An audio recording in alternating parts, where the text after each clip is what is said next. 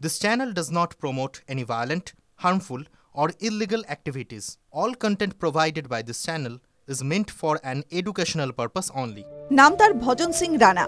এতদিন তাকে লোকে শুধুমাত্র অটো চালক হিসেবেই চিনতেন, কিন্তু গত বুধবার রাতে রক্তাক্ত সৈফকে হাসপাতালে পৌঁছে খান পরিবারের কাছে তিনি সুপারহিরো, জীবনদাতা। আর মঙ্গলবার হাসপাতালে যখন সৈফকে দেখতে গেলেন জীবনদাতা অটোচালক ভজন, তখন দূরে ঠেলে রাখলেন না সৈফ, কাছে টেনে জড়িয়ে ধরলেন।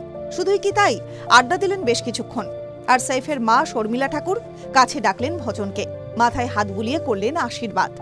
সম্প্রতি এক সংবাদ মাধ্যমকে অটোচালক সেই রাতের ভয়াবহতার কথা জানিয়েছিলেন সৈফকে প্রথমে চিনতেই পারেননি তিনি। পরে আহত সৈফই জানান তিনি অভিনেতা সৈফ আলী খান।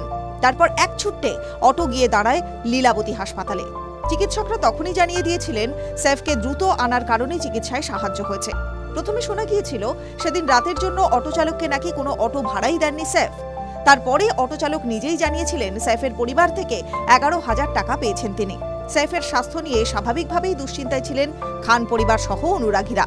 সেই চিন্তা দূর করতেই বাড়িতে ঢোকার মুখেই মঙ্গলবার সংবাদ মাধ্যমের ক্যামেরার সামনেই হাত তুলে সৈফ বুঝিয়ে দেন তিনি একেবারে সুস্থ।